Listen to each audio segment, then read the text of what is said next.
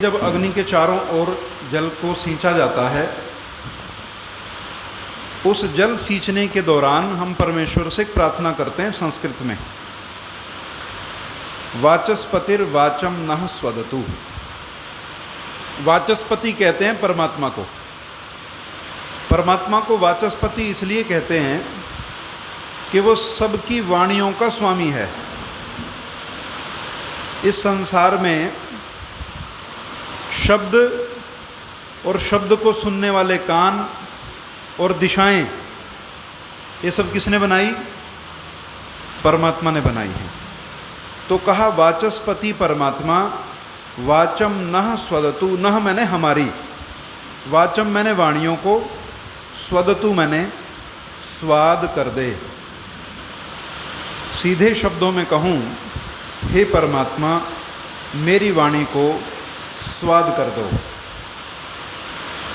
मेरी वाणी को मीठा बना दो।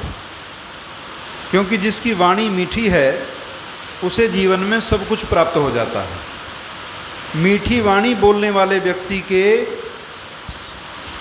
जो समाज के लोग हैं वो भी उसके सहयोगी हो जाते हैं, और जो मीठी वाणी नहीं बोलता, कठोर बोलता, उसके परिवार वाले भी उसका साथ नहीं देते। सब खेल वाणी का है। तो उसमें कहा वाचस्पतिर वाचम नः स्वदतु।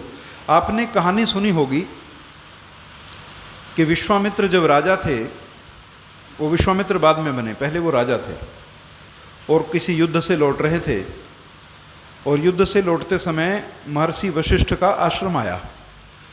तो उन्होंने सोचा शाम होने को है, क्यों ना महर्षि वशिष्ठ के पास कुछ देर रुका जाए और कुछ थोड़ा सा लाभ इनसे लिया जाए। सेना को कहा कि तुम अपने तंबू वगैरह यहाँ लगा लो और हम आज यहीं विश्राम करेंगे, और आज हम महर्षि वशिष्ठ से मिलेंगे। तो जब वशिष्ठ से मिलने गए तो उन्होंने कहा जी कौन कौन है? कि जी सेना भी है, मैं भी हूँ। तो कहते अच्छा बैठो, मैं आपकी व्यवस्था करता हूँ। तो कहते हैं कि महर्षि वशिष्ठ के पास एक गाय थी, जिस गाय का नाम कामधेनु था। कहते हैं महर्षि वशिष्ठ उस कामधेनु गाय के पास गए और कहा कि इतनी सेना है और इतने लोग हैं, भोजन की व्यवस्था करो। तो जो टीवी पे दिखाया गया कि जो गाय के थन में से थालियां निकली, पतीले निकले, खाना निकला, सबने खा लिया। जब ये सब हुआ, विश्वामित्र जो समय राजा थे, मुझे नाम ध्यान नहीं आ रहा उनका, जब राजा थे तो नाम कुछ और था, और जब वो सन्यासी बने तो नाम बना विश्वामित्र। तो उन्होंने कहा कि यार ये गाय तो मेरे पास होनी चाहिए, इस गाय की आवश्यकता मुझे ज़्यादा है, क्योंकि मैं राजा हूँ और मेरे राज्य में अकाल भी पड़ते हैं, भूखे भी मरते हैं लोग। तो अगर ये गाय मेरे पास होगी तो मेरे राज्य में कोई व्यक्ति भूखा नहीं रहेगा। उन्होंने निवेदन किया महर्षि वशिष्ठ से कि गाय मैं चाहता हूँ। महर्षि वशिष्ठ ने कहा कि ये गाय जो है ये तो आश्रम की गाय है, हम नहीं आपको दे सकते। आश्रमों में तो दिया जाता है, आश्रमों से कुछ लिया नहीं जाता। आश्रमों से लेना है, सन्यासी स्वामी से कुछ लेना है तो वो ज्ञान दे सकता है आपको। उनसे किसी वस्तु की आशा करना एक तरह का पाप है। वो भी राजा किसी सन्यासी से कहे कि मुझे फलां वस्तु दे दो, तो ये ठीक नहीं है। बल्कि ठीक तो ये है कि राजा सन्यासी को कुछ दे। जब बात बहुत बढ़ी तो बात किस पे आ गई? युद्ध के नौबत तक आ गई। जब युद्ध शुरू हुआ तो जो टीवी पे दिखाया गया कि गाय के अंदर से सेना निकली, सेना तो सेना से लड़ी, विश्वामित्र वशिष्ठ का अलग से युद्ध हुआ। राजा थे जो इस समय कोई भी शस्त्र छोड़ते तो महर्षि वशिष्ठ अपना ब्रह्मदंड आगे कर देते, वो सब शस्त्र फेल हो जाते। तो उस राजा ने कहा कि यार ये तो मामला बड़ा खराब है, मैंने इतनी मेहनत करके इतने हथियार इकट्ठे किए और इसने केवल ब्रह्मदंड से सब हथियारों को समाप्त कर दिया। उसके मन में आया कि मुझे तो ब्रह्मदंड चाहिए। क्योंकि ये सबसे ज़्यादा शक्तिशाली तो ये आदमी है जिसे मैं ना सेना से हरा पा रहा हूँ, ना अस्त्र शस्त्र से हरा पा रहा हूँ, किसी प्रकार से मैं इसे हरा नहीं पा रहा। उसके मन में एक लगन होगी कि मुझे तो ये लेना है भाई। जैसे कोई व्यक्ति व्यापारी आगे बढ़ना चाहे और वो ये सोचे कि यार मुझे तो अंबानी बनना है बस, अब इससे कम में मैं नहीं रुकने वाला, और वो मेहनत करे और आगे बढ़े। ऐसा ही उन्होंने सोचा। विश्वामित्र ने बहुत तपस्या की, विश्वामित्र बने, फिर तपस्या की, लेकिन उनका आपस में मनभेद चलता रहा। एक बार विश्वामित्र ने ये सोचा कि वशिष्ठ को आज समाप्त करते हैं, ये बाद की बात है। तो जिस गुरुकुल में बच्चों को पढ़ाया करते थे तो छुप के बैठ गए पेड़ के ऊपर, पेड़ के नीचे बैठ के वशिष्ठ जी पढ़ाया करते थे। रात हुई, उपदेश चलते रहे तो चंद्रमा उगा, पूर्णिमा का चंद्रमा, और वो ऊपर बैठे थे तलवार लेके कि आज काम करना है। तो बच्चे कहने लगे आचार्य जी आज पूर्णिमा का चंद्रमा बड़ा सुंदर है। तो वशिष्ठ ने एक बात कही, प्यारे बच्चों, विश्वामित्र की कांति के पीछे ये तुलना में चंद्रमा कुछ भी। और विश्वामित्र कहाँ बैठे हैं?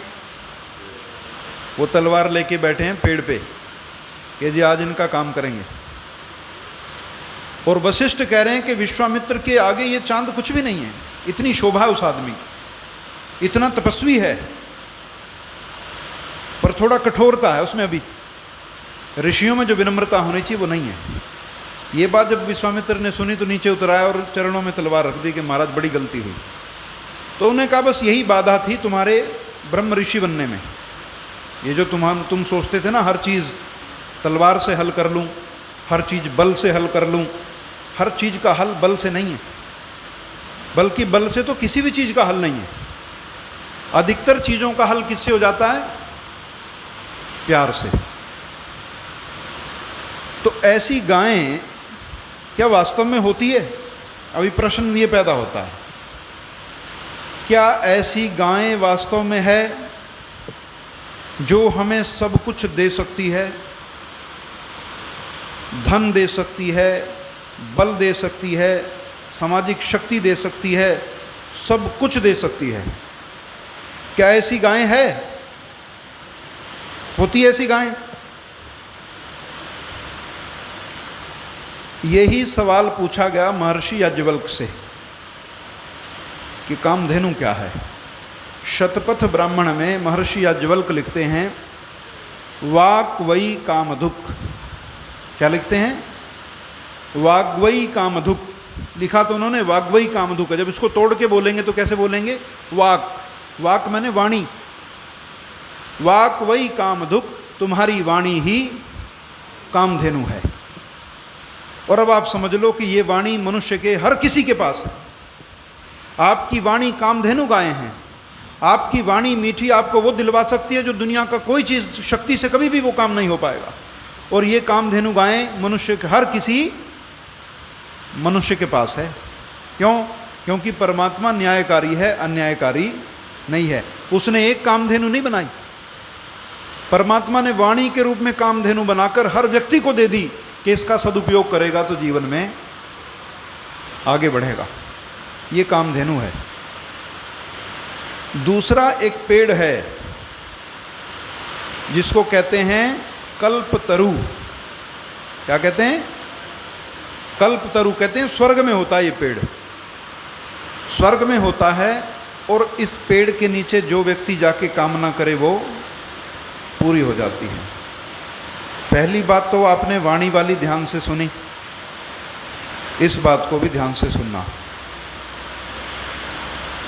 कहा ऐसा पेड़ है उसके नीचे खड़े होकर के जो मांगोगे वो मिल जाएगा। अब प्रश्न फिर वही पैदा होता है कि क्या वास्तव में कोई ऐसा पेड़ है जिसके नीचे खड़े होके हम कुछ मांगे और हमें? तो फिर याज्ञवल्क्य जी से पूछा गया कि अभी बताओ क्या है। तो महर्षि याज्ञवल्क्य ने बड़े सुंदर शब्दों में कहा, और वो बात हम और आप सबको ध्यान से सुननी चाहिए और अपने जीवन में धारण करनी चाहिए। महर्षि याज्ञवल्क्य ने कहा, यज्जो वै कल्पतरु। क्या कहा? यज्जो वै कल्पतरु, यज्ञ ही कल्पतरु है। यज्ञशील की सभी कामनाएं पूरी होती। जो व्यक्ति यज्ञ करता है, ऐसी कोई कामना नहीं है जो उसकी पूरी ना हो, सब कामनाओं की पूर्ति कर देता है। एक बार एक व्यक्ति कल्पतरु के नीचे गया और जांचने लगा कि ये काम करता भी है कि नहीं। तो उसने कहा कि उसके मन में आया कि काश कुछ सुंदर स्त्रियां होती। और जैसे उसने कहा ना, काश कुछ सुंदर स्त्रियां होती, उसी क्षण प्रकट हो गई भाई सुंदर स्त्रियां। अब उसके मन में दूसरा आया कि यार कहीं ऐसा ना हो कि मेरी पत्नी भी आ जाए। बस जैसे उसने सोचा कि कहीं पत्नी ना आ जाए, पत्नी प्रकट हो गई। तो ये कल्पतरु के बारे में भी कामना पूर्ति है। तो कहा कि यज्ञ ही कल्पतरु है। जो व्यक्ति हवन करता है उसकी सब कामना पूर्ति होती हैं। हर व्यक्ति को हवन जरूर करना चाहिए। यदि आप नहीं कर सकते तो जैसे यहाँ आ जाते हो, यहाँ पे कर लो। और एक बात, जब भी आप यज्ञ करते हैं, अपना कुछ अंशदान उसमें आप अवश्य डालें। वो एक आदि पुरुष में वो है ना, रस्सी किसकी, पता नहीं कपड़े किसके, आग किसकी, जली किसकी, सामग्री मंदिर की, घी मंदिर का, हवन कुंड मंदिर का, समिधा मंदिर की। फिर हमारी आहुति क्या? हमारा तो कुछ नहीं। 10 रुपये, 5 रुपये, जैसा सामर्थ्य है। कोई जरूरी नहीं कि 10,000 दो के 5,000 दो, नहीं। परमात्मा तो अब आपका सामर्थ्य है। जब भी आप हवन में आओ, सामग्री डालो, घी डालो, आहुति दो, सब करो।